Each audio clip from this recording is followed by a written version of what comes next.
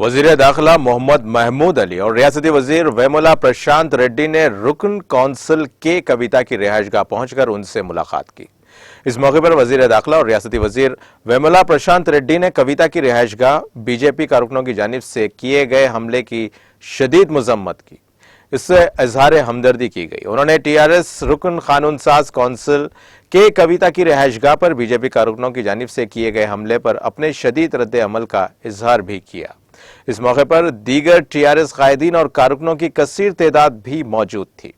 اس موقع پر میڈیا سے بات کرتے ہوئے ریاستی وزیر وی پرشانت ریڈی نے بی جے پی پر الزام عائد کیا کہ وہ ٹی آر ایس رکن قانون ساز کونسل کے کویتا کے خلاف غیر قانونی مقدمات درج کرنے کی کوشش کر رہی ہے۔ انہوں نے کہا کہ وزیر اعلیٰ کے سی آر کی جانب سے قومی سیاست میں حصہ لینے کا اعلان کیا گیا ہے۔ اس وقت سے مرکز میں برسر اقتدار بی جے پی رکن کونسل کویتا کو نشانہ بنانے کی کوشش میں لگی ہوئی ہے۔